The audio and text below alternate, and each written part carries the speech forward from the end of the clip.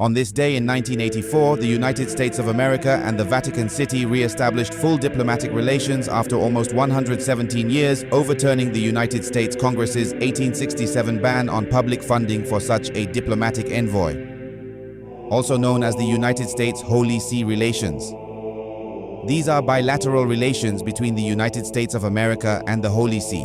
In other words, the Vatican City. From 1867 to 1984, the United States did not have diplomatic relations with the Holy See.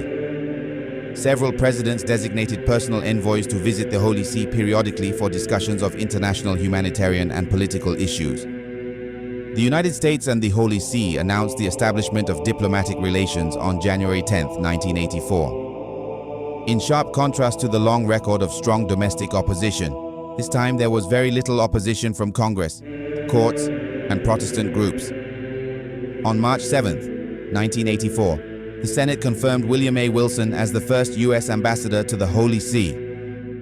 Ambassador Wilson had been President Reagan's personal envoy to the Pope since 1981. The Holy See named Archbishop Piolagi as the first apostolic nuncio equivalent to ambassador of the Holy See to the U.S.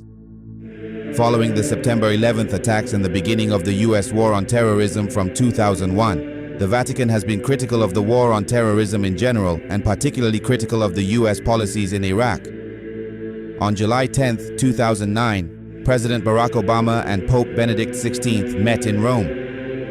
A planned relocation of the U.S. Embassy to the Holy See to the same location as the U.S. Embassy to Italy drew criticism from several former U.S. ambassadors. On March 27, 2014, Obama and Pope Francis met in Rome. This was followed by Pope Francis's 2015 visit to North America in September 2015, where, after visiting Cuba, he came to the U.S. and participated in the World Meeting of Families in Philadelphia and also visited Washington, D.C. and New York City.